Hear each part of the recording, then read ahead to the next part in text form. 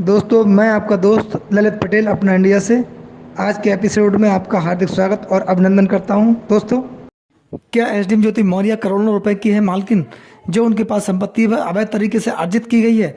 क्या आईपीएस मनीष दुबे के पास भी आय से अधिक संपत्ति है? क्या आलोक मौर्य एसडीएम ज्योति मौर्य के पति के पास आय के साधन कम है? नमस्ते। एपिसोड में हम आपसे चर्चा करेंगे एसडीएम ज्योति मौर्य के पास कितनी संपत्ति है और ये संपत्ति उन्होंने कहाँ से अर्जित की है, और क्या उनके पास इतनी संपत्ति इतने कम समय में हासिल की जा सकती है उनके द्वारा, या मनीष दुबे के पास जो संपत्ति है वो उनके पास वैध संपत्ति है।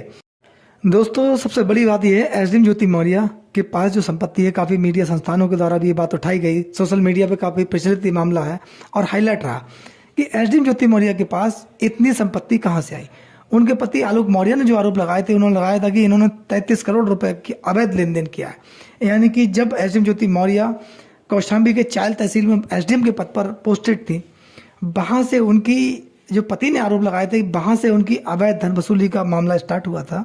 और अवैध धन वसूली का मामला इतना बड़ा कि इन्होंने 33 करोड़ का लेन देन 2 साल के अंदर कर डाला।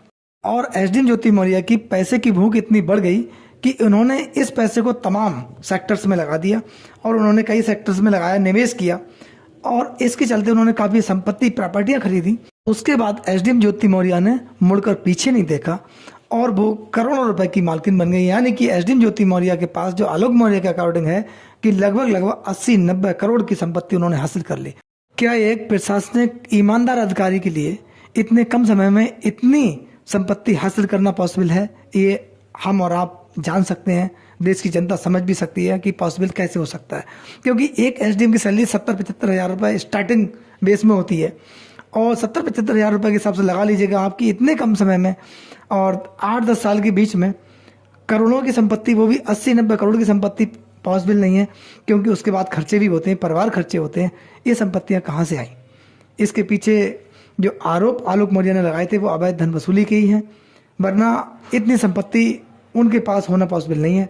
ऐसे ही मनीष दुबे की संपत्ति के बारे में कहा जा रहा है, मनीष दुबे के पास नौकरी से पहले जो संपत्ति थी बहुत लाखों में थी मात्र, और आज मनीष दुबे के पास करोड़ों की संपत्ति है। उन्होंने भी तमाम सेक्टर्स में निवेश किया है, उनके पास महंगी गाड़ियां हैं और तमाम फ्लैट्स वगैरह उन्होंने खरीदे हैं, प्रॉपर्टी खरीदी है।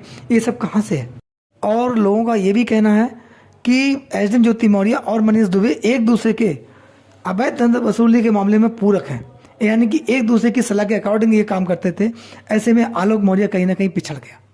एसडीएम ज्योति मौर्य के पास पैसों की भूख बढ़ गई, आलोक मौर्य के पास संपत्ति कम थी, उनकी इनकम भी कम थी, कोई प्रशासनिक पद पर नहीं थे, 4th ग्रेड के कर्मचारी हैं, तो उनके पास आय के साधन कम हैं क्योंकि केवल सैलरी बेस ही उनके पास मस्ट होता है। लेकिन ये प्रशासनिक अधिकारी हैं, एक आईपीएस है तो एक पीसीएस अधिकारी है।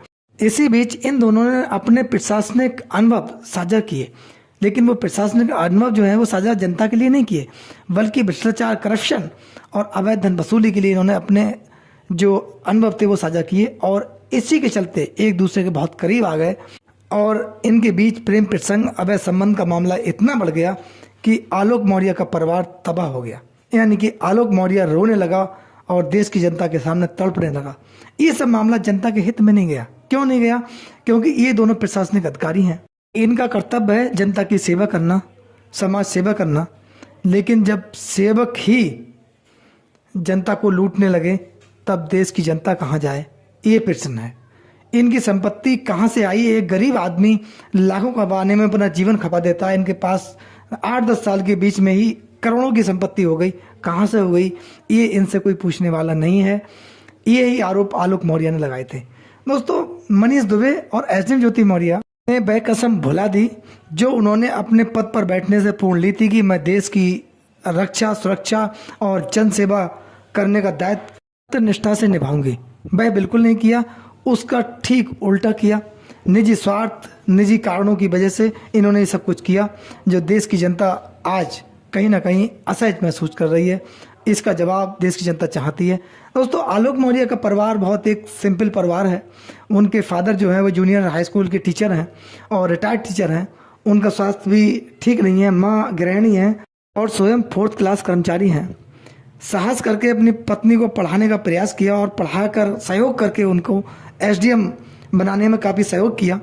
उसके बाद पत्नी ने भी साथ छोड़ दिया। 2 बेटियां हैं, वो अभी छोटी हैं, उनकी पढ़ाई चल रही है, लेकिन एक पिता को अपनी बेटियों से दूर कर दिया गया है। ऐसे में आलोक मौर्य और उनके परिवार की पीड़ा को हम और आप समझ सकते हैं। ठीक उसी प्रकार मनीष दुबे, जिन्हें होमगार्ड कमांडेंट साहब हैं, उनकी भी पत्नी है, उनका भी परिवार है, उनकी पत्नी भी उनसे दूर है और कानूनी लड़ाई लड़ रही हैं, संघर्ष कर रही हैं। मनीष दुबे ने उनको त्यागने का प्रयास किया है। तनु पाराशर का भी यही आरोप है कि मेरे साथ धोखाधड़ी की गई है, क्योंकि मनीष दुबे पहले से ही शादीशुदा थे, उन्होंने 2 अन्य महिलाओं के साथ शादी की थी।